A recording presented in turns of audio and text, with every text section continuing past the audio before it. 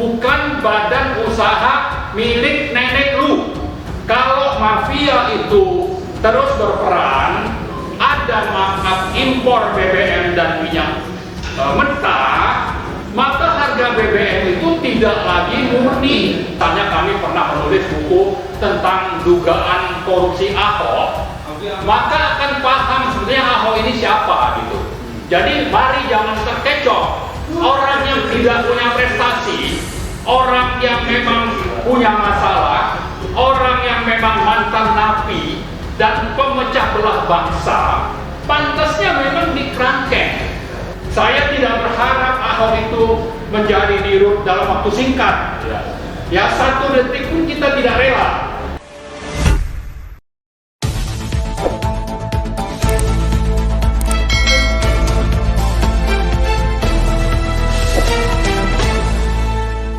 Racikan berita. Jadi kalau kita lihat tema, ya, temanya itu rakyat menolak keras terduga koruptor Ahok jadi dirut Pertamina. Kemudian ada anak kalimat selamatkan Pertamina dari ATM Pilpres. Jadi kita bagi ini kepada 3 hal penting, yaitu ada terduga koruptor Ahok. Kita nanti bicara profil Ahok. Kemudian ada agenda oligarki, ya, untuk menjadikan Pertamina itu jadi ATM untuk berburu rente dengan bekerja sama dengan mafia migas. Kemudian yang ketiga, kita bicara kepentingan rakyat, ya. Jadi 3 hal ini. Nah, saya mulai dulu dengan profil Ahok, ya. Kenapa kita tolak? Karena beliau ini adalah terduga koruptor. Ya, jadi jangan juga kita bilang ada positifnya seperti Mas Arman bilang mungkin bisa meninjau dari sisi lain. Tapi kalau bagi saya ini orang bermasalah ini, ya, terduga koruptor. Selamat karena di intervensi penguasa ke KPK bahwa orang ini sudah punya catatan kejahatan. Kalau mau jadi tersangka itu ada cukup alat bukti, itu bisa diproses di pengadilan. Minimal ada 2 alat bukti. Nah, Ahok ini sudah lebih dari 2.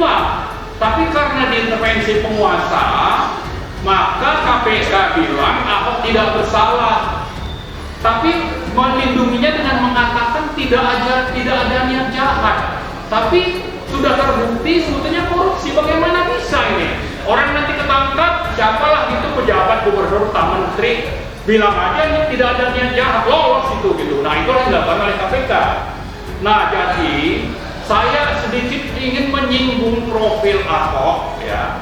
Kalau kita bandingkan, ya, dengan beberapa CEO perusahaan migas global, ya, siapa ini Ahok ini?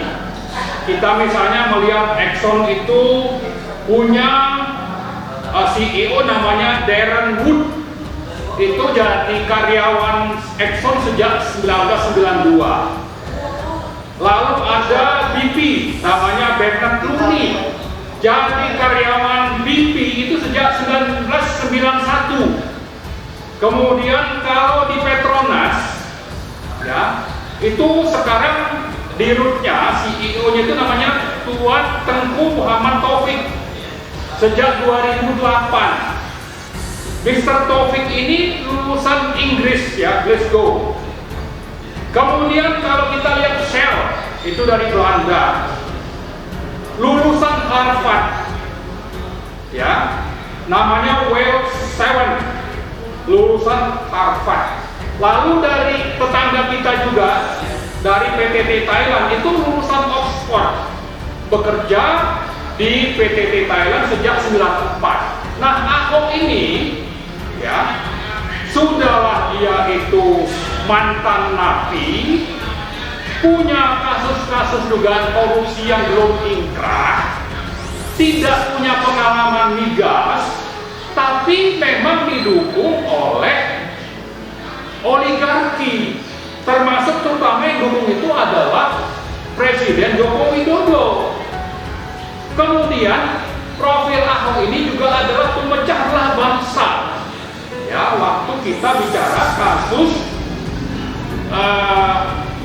penistaan agama, lalu minim prestasi. Jadi karena itu, cobalah bandingkan kalau Pertamina itu mencanangkan ingin menjadikan Pertamina sebagai perusahaan energi kelas global. Maka orang-orang yang kita sebutkan tadi namanya, apakah itu dari Exxon, dari BP, dari Shell, dari Petronas maupun dari PTT Thailand, itu semua orang-orang yang qualified, berprestasi. Ada yang dari Harvard, ada yang dari Oxford, ya, termasuk ada dari, kalau di Thailand itu ada universitas nama Chulalongkorn. Ini bergengsi, tapi sekaligus juga CEO PTT Thailand itu lulusnya dari Oxford. Nah, bandingkanlah kembali dengan Ahok, mantan napi, gitu, mantan napi, lalu masih tersangkut kasus korupsi. Bagaimana bisa negara ini ya tidak punya malu mengangkat mantan napi Jayadirut yang mencanangkan perusahaan ini menjadi perusahaan kelas dunia? Ini jelas akan mempermalukan bangsa Indonesia, ya. Lalu yang kedua, saya ingin bicara motif. Motif di balik pengangkatan Ahok adalah bahwa ada mafia migas yang bergerak. Dalam beberapa minggu terakhir itu kan kita bicara tentang adanya katanya penyelundupan minyak Iran yang ditangkap oleh Bakamla. Nah, kalau Iran itu menjual minyak ke Indonesia dalam rangka mengatasi atau coba menghindar dari tekanan Amerika dan Eropa karena dilarang ekspor, sementara kita bisa mendapatkan harga minyak mentah yang lebih murah, seperti yang juga dinikmati oleh Cina, dapat impor crude oil dari Iran dengan harga murah, apa masalahnya gitu? Ya kan, kita bisa dapat minyak yang lebih murah dibanding kita impor lewat perusahaan-perusahaan global yang punya headquarter di Singapura. Nah, tapi ini dipakai untuk mendongkel nikel misalnya. Nah, kita juga melihat ada pergerakan mafia migas untuk bagaimana Ahok ini sejak kapan itu coba diusung, sambil juga bagaimana nikel itu dicari-cari kesalahan. Maka kalau ada kebakaran kilang berkali-kali, saya agak yakin ini memang dalam rangka mendongkel nikel, tapi ada agenda oligarki, ada agenda mafia migas di baliknya, dibalik atau menjadi latar belakang. Jadi Ahok ingin dipromosi oleh rezim oligarki dan juga mafia migas, lalu di sisi lain nikel harus didongkel dan harus dicari-cari nih alasannya, apakah dengan kebakaran kilang atau berbagai masalah, dan terakhir itu dengan adanya katanya penyelundupan minyak mentah dari Iran. Nah, ini hal kedua. Jadi kalau kita bicara motif, ini tidak murni untuk kepentingan Pertamina, apalagi untuk kepentingan. Nah, yang terakhir kita bicara tentang peran dari mafia migas. Mafia migas ini sangat gampang ya kalau didukung oleh oligarki, penguasa oligarkis untuk mendapatkan rente. Misalnya saya menghitung ya, seandainya konsumsi migas atau minyak BBM Indonesia itu 1,6 juta barrel per hari, kemudian produksi itu antara 600 sampai 700 ribu barrel per hari, maka impor BBM dan minyak mentahnya itu antara 900 sampai 1 juta barrel per hari.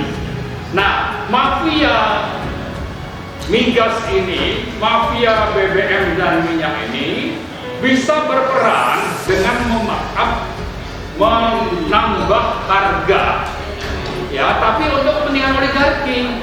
Misalnya, kalau dimarkup $5 per barrel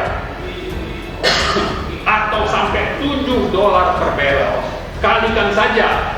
Kalau seandainya kita impor antara 900.000 barrel sampai 1 juta barrel per hari, kali 5 sampai $7 markup, kali 30 hari, kali $15.000 per rupiah, ya kurs, maka rente yang didapat setiap bulan itu antara 2 sampai 3 triliun, ya. Jadi ini sangat besar untuk dinikmati bagi pemenangan calon tertentu dari oligarki. Nah, ini Ahok berperan, kelihatannya akan berperan, ya, untuk bagaimana agenda oligarki dan mafia migas itu untuk mencari-cari alasan supaya diterima rakyat, tapi pada prinsipnya motifnya adalah berburu rente sekaligus untuk melanggengkan kekuasaan dari oligarki. Nah, karena itu ada 2 hal yang perlu saya sampaikan. Pertama, kita ingin mengingatkan Presiden Joko Widodo dan juga Menteri BUMN Erick Thohir yang pada tanggal 26 Februari 2020, saya ulang, 26 Februari 2020 menyatakan bahwa BUMN itu bukan badan usaha milik nenek lu. Ya, ini disampaikan Erick Thohir secara terbuka, dikutip oleh banyak media. Nah, saya ulang ini, saya ulang supaya rakyat paham dan rakyat membalikkan pernyataan Erick itu kepada siapa? Terutama kepada Presiden Joko Widodo dan kepada Menteri BUMN Erick Thohir, bahwa Pertamina itu bukan badan usaha milik nenek lu. Supaya ini dicatat, ya. Nah, itu hal yang pertama yang saya inginkan. Yang kedua, kita menghimbau rakyat untuk menolak rencana pengangkatan Ahok jadi dirut Pertamina, karena ujungnya kalau mafia itu terus berperan, ada markup impor BBM dan minyak mentah, maka harga BBM itu tidak lagi murni secara objektif sesuai dengan formula harga yang setiap bulan diterbitkan oleh Menteri SDM. Itu ada formula harganya.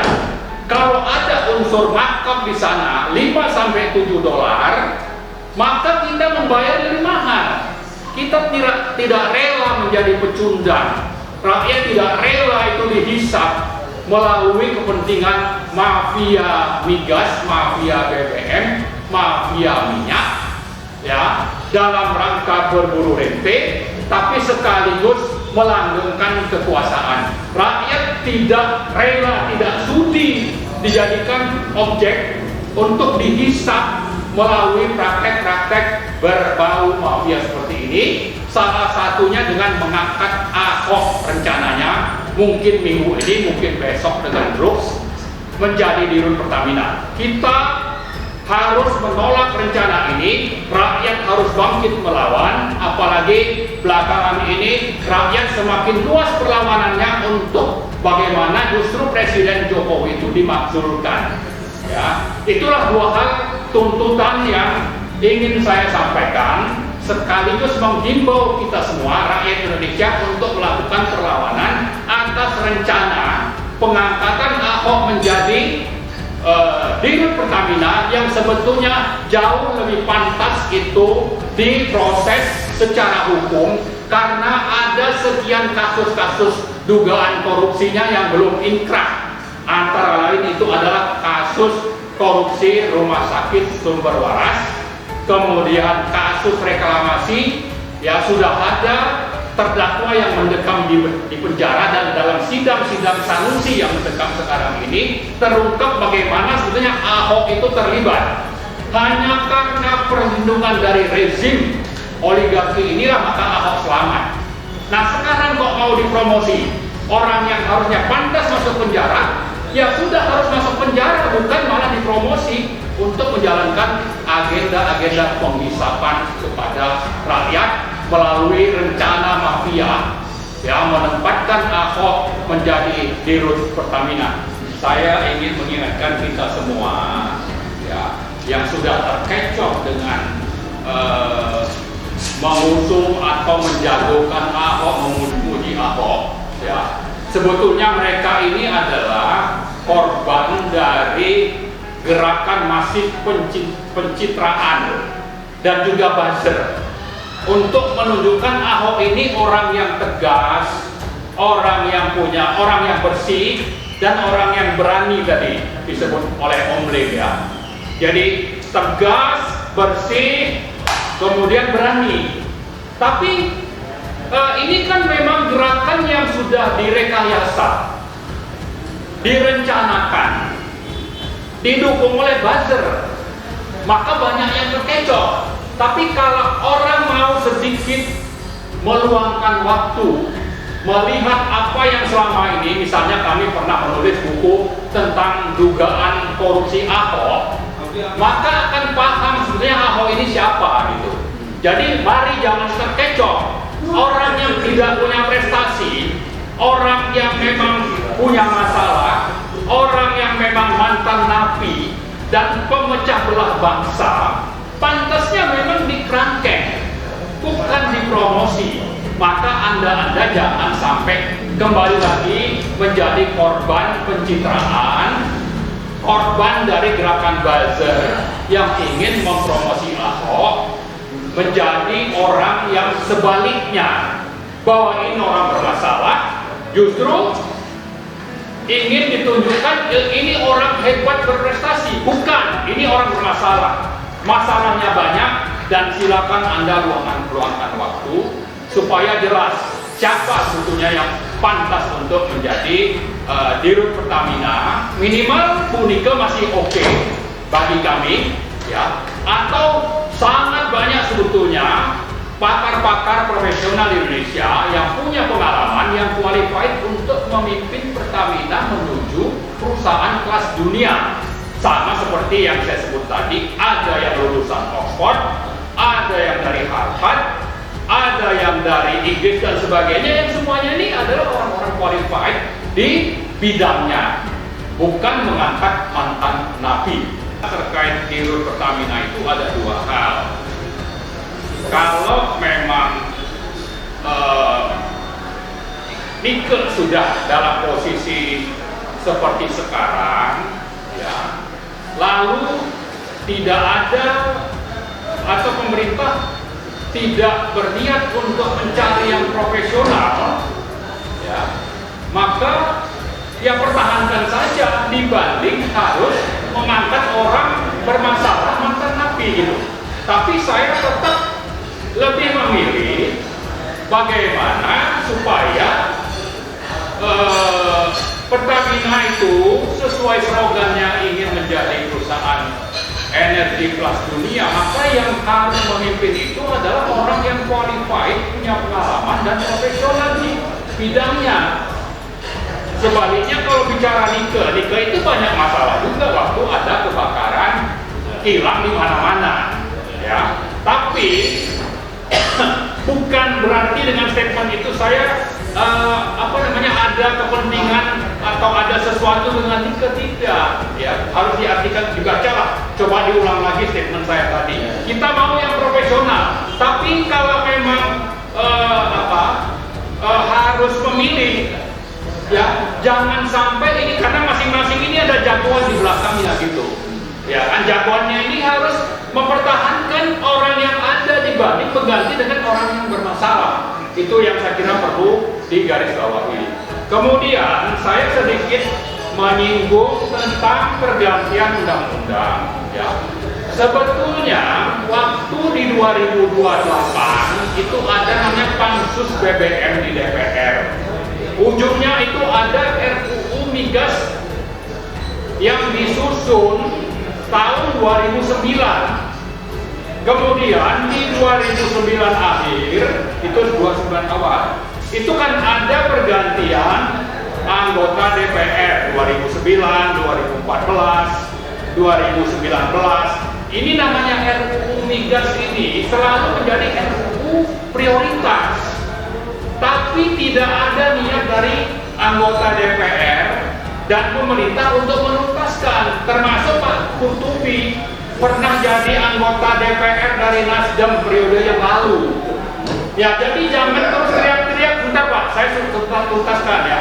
Ini terlalu banyak kepentingan oligarki. Pak Qurtubi pernah mengklarifikasi dia tidak berdaya. Ya, nah apalagi rakyat, anggota DPR seperti Pak Qurtubi saja tidak berdaya untuk melawan oligarki, mafia migas yang ingin mempertahankan status quo. Ya, jadi dalam kondisi seperti sekarang kita perlu tetap menjaga idealisme dan ingin mencapai target undang-undang migas yang konsisten dengan pasal 33. Mudah-mudahan di DPR periode yang akan datang.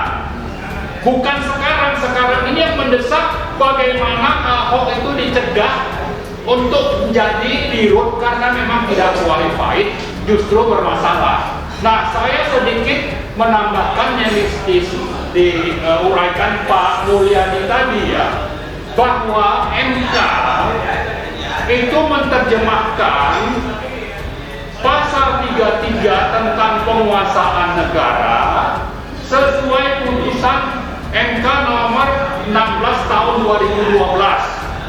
Ada 5 hal pokok dalam penguasaan negara menurut pasal 33. Bahwa negara itu, artinya negara di sini adalah eksekutif dan legislatif, itu punya hak untuk membuat kebijakan. Ini oleh pemerintah. Mengurus, ini antara lain menerbitkan izin, konsesi dan sebagainya itu oleh pemerintah. Kemudian mengatur, ini oleh siapa? Oleh pemerintah dan DPR. Kemudian mengawasi, ini oleh siapa? Oleh pemerintah dan DPR. Jadi ada 4 ya. Nah, yang terakhir mengelola itu oleh BUMN. Inilah amanat konstitusi pasal 33 yang sudah diterjemahkan operasionalnya oleh MK. Tapi ini tidak pernah secara konsisten dijalankan oleh siapa? Terutama oleh eksekutif dan legislatif. Sehingga kalau ingin mengembalikan misalnya undang-undang migas itu seperti undang-undang 871, maka harus ada komitmen yang sangat kuat dari pemerintah dan eksekutif. Dalam hal ini juga legislatif, yang semua ini ada harusnya menjadi kebijakan partai-partai. Nah, sejauh ini itu gagal ya. Jadi ke depan itu sesuatu yang ideal yang harus kita kejar. Tapi yang sekarang mendesak adalah mencegah Ahok untuk menjadi dirut Pertamina karena adanya oligarki, kepentingan oligarki dan mafia migas berburu rente ya, dalam rangka juga melanggengkan kekuasaan ya. Nah, karena itu saya tutup dengan 2 hal penting ya. Kita ingatkan pemerintah untuk menjaga martabat bangsa dari kebijakan yang memalukan. Kalau Anda angkat mantan napi menjadi dirut Pertamina yang katanya konon ingin menyaingi Petronas dan menjadi perusahaan kelas dunia, maka ini akan memalukan bangsa Indonesia. Maka batalkan itu gitu. Nah, kemudian yang kedua, saya ingin mengingatkan rakyat agar melakukan perlawanan karena ada agenda penghisapan oleh oligarki, perusahaan oligarkis dan mafia untuk menghisap rakyat ini melalui harga BBM tidak terkontrol atau harga BBM yang sudah mengandung unsur markup, mungkin antara 4 sampai 8 dolar, bisa berapa saja. Tapi ini tidak transparan sehingga kita dihisap melalui sistem, dan salah satu operatornya itu adalah Ahok yang kalau akan dijadikan menjadi di Rut Pertamina. Nah, saya sedikit menyinggung statementnya Mas Sarman tadi. Ya. Saya tidak berharap Ahok itu menjadi di Rut dalam waktu singkat. Ya, 1 detik pun kita tidak rela. Ya, jangan dibilang tadi nanti berapa bulan atau berapa, tidak. Kita tidak rela Ahok menjadi di Rut Pertamina karena akan mempermalukan bangsa Indonesia sekaligus akan melancarkan penghisapan kepada rakyat melalui harga BBM yang sudah di-markup.